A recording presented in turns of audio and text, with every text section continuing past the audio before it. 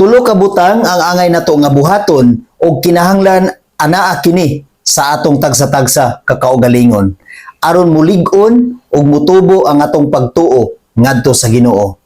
Una, mao kining pag-ampo. Kinahanglan aduna kitay regular nga pag-ampo ngadto sa Ginoo. Tungod kay ang pag-ampo usa ka pamaagi nga kita makigistorya ngadto sa Ginoo. Usa ka pamaagi nga aduna kitay relasyon ngadto sa Ginoo. Usa ka pamaagi nga aduna kitay suod nga relasyon ngadto sa Ginoo. Ug usa-usab kini ka pamaagi igsuon aron ang atong tingog mafamiliar ngadto sa Ginoo, aron mailhan sa Ginoo ang atong tingog sa kanunay makigrelasyon kita ngadto kaniya. Bisag unsa ang atong buhaton igsuon, kinahanglan moampo gayud kita sa Ginoo sa kasakit, sa kalipay o bisan unsa nga moabot og mahitabo sa atong kinabuhi. Kinahanglan nga moampo kita sa Ginoo ug magpasidungog kita kanunay sa Ginoo. Ug ang pinakaimportante igsuon, magpasalamat kita sa Ginoo sa tanan nga panahon, sa tanan nga higayon sa atong kinabuhi. Unang Tesalonica 5, versikulo 17 hangtod sa 18. Pag-ampo sa tanang panahon ug pagpasalamat kamo bisag unsay mudangat kaninyo. Kini ang kabubuton sa Dios nga buhaton ninyo sa ngalan ni Hesukristo. Mao kana ang angay nato nga buhaton igsuon, aron aduna kitay suod nga relasyon ngadto sa Ginoo, aron mailhan ang atong tingog ngadto sa Ginoo. Kinahanglan sa tanang panahon moampo kita sa Dios. Kinahanglan sa tanang panahon magpasalamat kita sa Dios. Tungod kay ingon ang iyang pulong, mao kana ang iyang kabubuton. Mao kana ang makapahimuot sa Dios igsuon. Ug pinaagi ni ana mulig-on ug mutubo ang atong pagtuo. Ikaduha, mao kanang sa kanunay magbasa kita sa iyang pulong. Atong ikinabuhi sa matag adlaw ang pagbasa sa pulong sa Dios. Dili lang sa Domingo igsuon kita mubasa, kita maminaw sa pulong sa Ginoo. Kung dili sa matag adlaw igsuon, maminaw kita sa pulong sa Dios. Mubasa kita sa pulong sa Dios kay mao kana ang magtudlo kanato sa pagkinabuhi nga matarong dinhi sa kalibutan. Josue 1 versikulo 8. Ayaw gayud kalimti ang basahon sa balaod, kinahanglan nga tun-an mo kini adlaw o gabii og pagkinabuhi sumala sa tanan nga nahasulat niini og magmauswagon ka. Mao na igsoon aron mulig-on ang imong pagtuo ngadto sa Ginoo, aron mutubo og mudako ang imong pagtuo og pagsalig ngadto sa Ginoo. Tun-i sa kanunay ang pulong sa Dios igsoon. Adlaw o gabii ingon ang pulong sa Dios. Adlaw o gabii imo kaning tun-an ug magkinabuhi kita sumala sa nahasulat niini. Og pinaagi ni ana igsoon, ingon ang pulong sa Dios nga magmauswagon ka.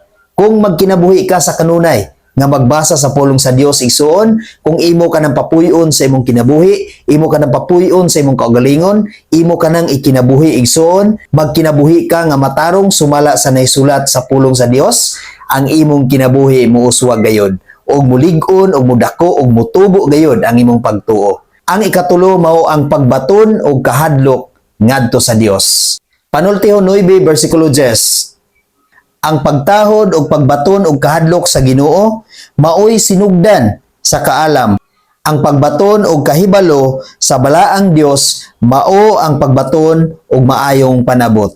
Mao na igsoon aron mulig-on og mutubo ang atong pagtuo ngadto sa Ginoo, aron aduna kitay maayo nga relasyon ngadto sa Ginoo igsoon, magbaton kita sa kanunay og pagtahod ngadto kaniya. Kung kita nagtahod sa Dios, dili gid kita mubuhat sa mga butang nga dili makapahimuot kaniya, nga makalapas kaniya og magbaton kita og kahadlok. Magbaton kita og kahadlok sa pagbuhat sa mga butang nga sukwahi sa iyang kabubuton. Magbaton kita og kahadlok nga kita makasulti og dili maayo ngadto sa Ginoo, og makahuna-huna kita og dili maayo ngadto sa Ginoo ug ngadto sa tong isig katawo. Tungod kay kanang tanan igsuon, dili gayud uyon ang Dios ni ana. Kinahanglan atong batunan ang pagtahod og kahadlok ngadto sa Ginoo.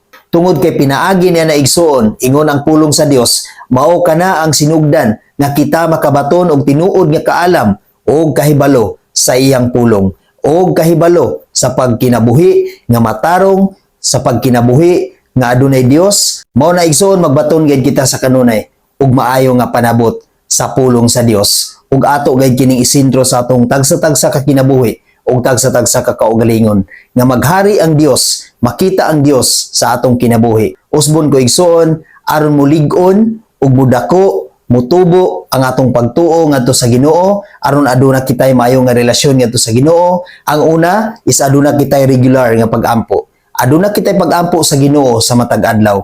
Aduna kitay maayo nga relasyon sa Ginoo sa matag adlaw. Ang ikaduha, magbasa kita kanunay sa pulong sa Dios. Sa matag adlaw atong basahon ang pulong sa Dios. Adlaw ug gabi atong basahon ang pulong sa Dios. Ug ato gayud kining puy-an, ug ato gayud kini ikinabuhi sa matag adlaw aron Dios mahimuot gyud kanato. Ang ikatulo mao ang pagtahod ug ang pagbaton ug kahadlok sa Dios aron ang atong kinabuhi aduna gayoy kasiguruhan, aron ang atong kinabuhi adunay maayo nga relasyon ngadto sa Ginoo ug pinaagi ni ana igsoon mutubo ug mulig-on ug mudako ang atong pagtuo ngadto sa Dios. Amen. God bless sa tanan.